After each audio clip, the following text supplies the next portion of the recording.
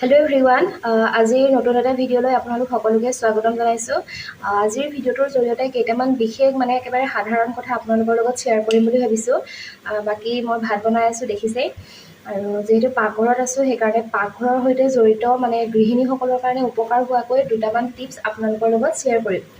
আৰু সেইকেইটা সাধাৰণ টিপছকেইটা হয়তো সকলো লোকে জানিবই পাৰে, বহু লোকে জানেই, যদিও যিসকলে নাজানে সেইসকলৰ সুবিধা হ'ব বুলি ভাবিছোঁ। গতিকে মই প্ৰথমে ভাজিটো বঢ়াই লওঁ।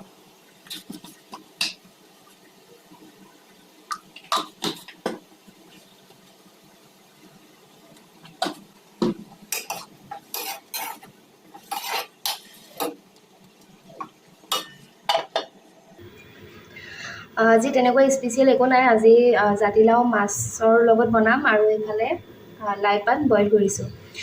বাকী টিপছ কেইটা হৈছে যে আজিকালি প্ৰায় সকলো লোকে কেক ঘৰতে বনায়, আৰু সেইটো খুব ভাল কথা।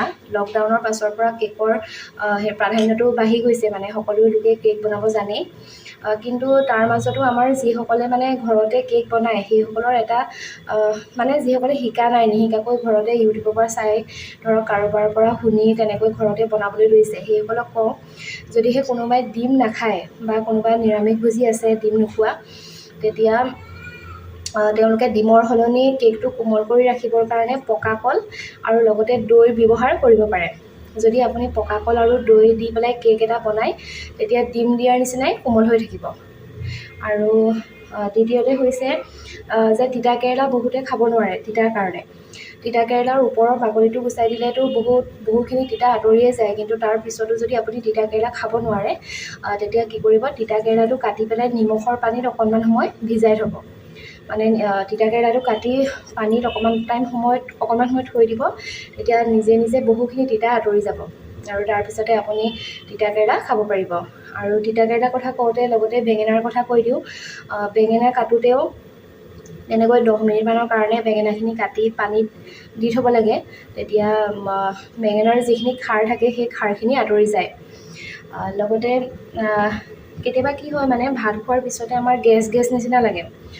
সেইটো কি হয়, ৰাতি সাধাৰণতে আমি সেউজীয়া শাক পাচলি ৰাতি খাব নালাগে। যদিহে ৰাতি আমি সেউজীয়া শাক পাচলি খাওঁ, তেতিয়া গেছ হোৱাৰ চান্স থাকে। লগতে যদি আপোনাৰ বিলাহী খালে গেছ হয়, তেনেহ'লে বিলাহীৰ গুটিখিনি নাখাব। বিলাহীৰ গুটিখিনি আপুনি কাটোতেই বিলাহীৰ গুটিখিনি আঁতৰাই যদি বিলাহীটো খায়, তেতিয়া আপোনাৰ গেছ নহয়। লগতে আজিকালি বজাৰৰ পৰা অনা ফুলকবি, বন্ধাকবি সেইবিলাকো অকণমান সময় বইল কৰি খাব লাগে, ডাইৰেক্ট ভাজি পেলাই খাব নালাগে। সেইটোতো বহুত মাৰাত্মক নিচিনাই হৈছে বৰ্তমান সময়ত। বন্ধাকবি বজাৰৰ পৰা কিনি আনি লগে লগে কাটি খাব নালাগে, অকণমান সময় গৰম পানী দি বইল কৰি নাইবা গৰম পানীৰে ধুইহে খাব লাগে। আৰু এটা হৈছে যে আলু আৰু ডিম।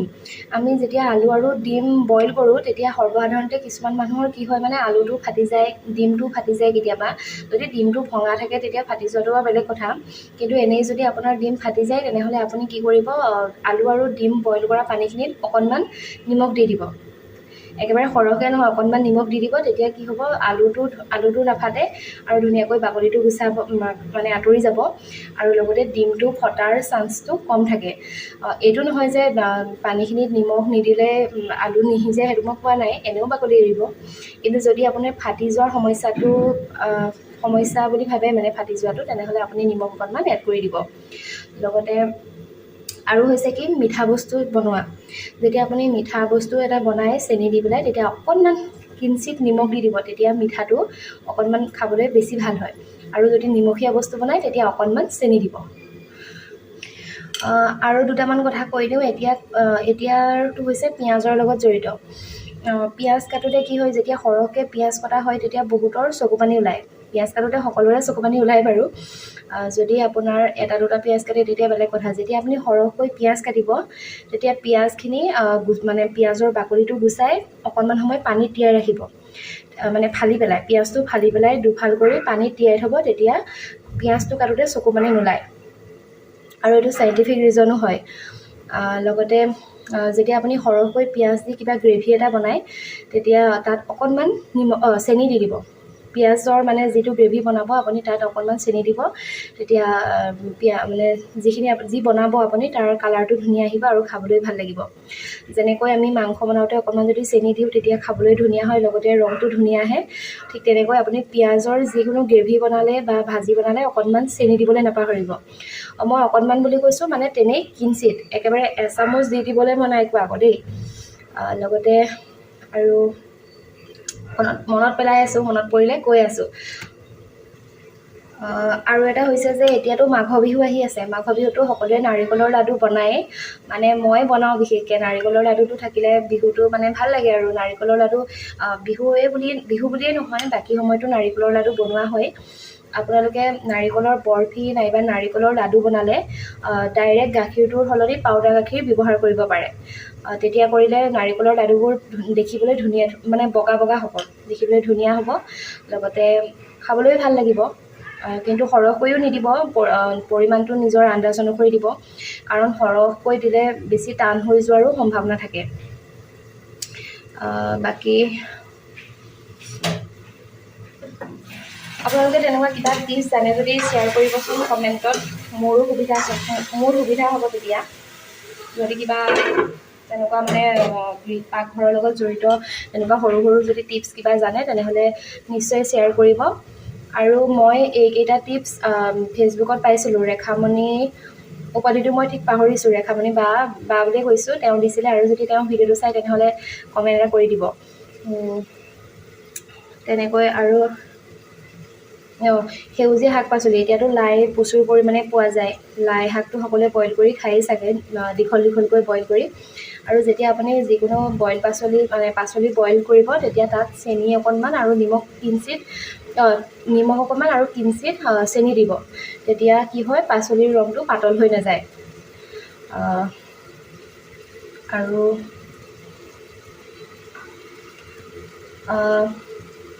আৰু খাদ্য বস্তুৰ লগত ৰিলেটেড নোহোৱা দুটামান কথাও কৈ দিওঁ ভাজিটো হৈ গৈছে মই পানী দি পেলাই মাছখিনি দি লৈছোঁ ৰ'ব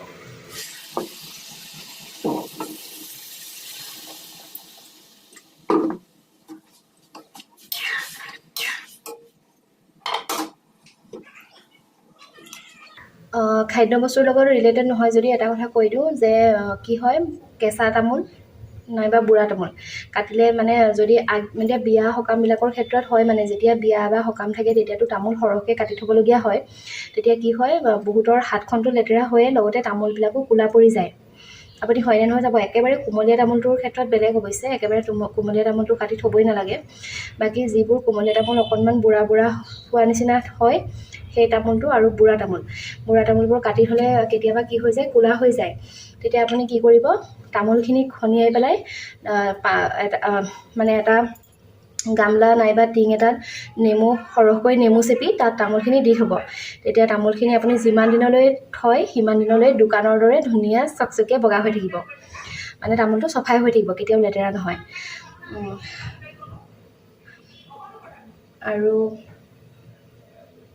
আৰু তেনেকৈ ঠিক কচু কাটোতে বহুতৰ হাত খজুৱাই লগতে হাতবোৰ লেতেৰা হয় তেতিয়া কি কৰিব কচুৰ ক্ষেত্ৰত আপুনি হাতত অকণমান মিঠাতেল লগাই ল'ব তেতিয়া হাতবোৰ নখজুৱাই তেতিয়া হাত নখজুৱাই কচু কাটিলে আৰু ইয়াত দেখিছে নহয় কালিৰ মাছ আছিলে মাছখিনি এতিয়া ইয়াত দি দিওঁ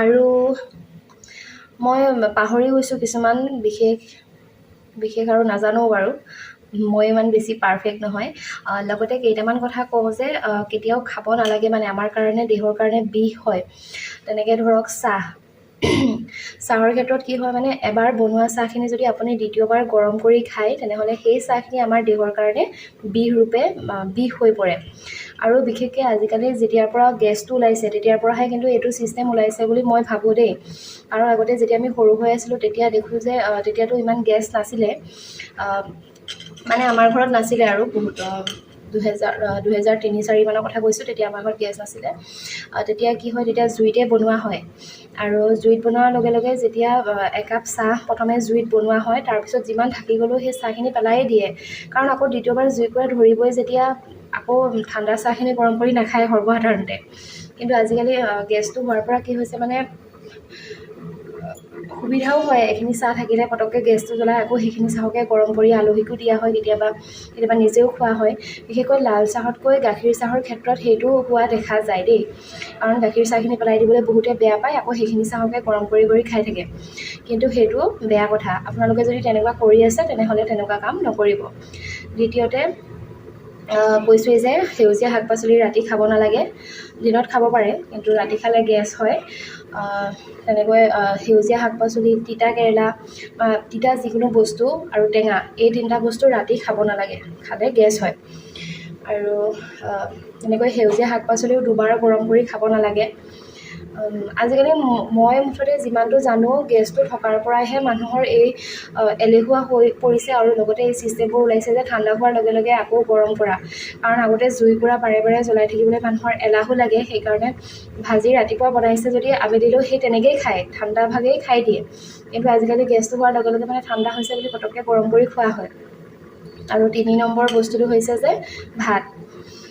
আগতেও ঠিক তেনেকৈ ভাত ৰাতিপুৱা বনোৱা ভাত যদি ৰাতিলৈ থাকি যায়, তেতিয়া সেইখিনি মানে ঠাণ্ডাকৈ খায়, আৰু পিছদিনাখনলৈ থাকিবলৈ হ'লে সেয়া মানে কি হয়, পঁইতা ভাত বুলি পানী ঢালি খাই দিয়ে।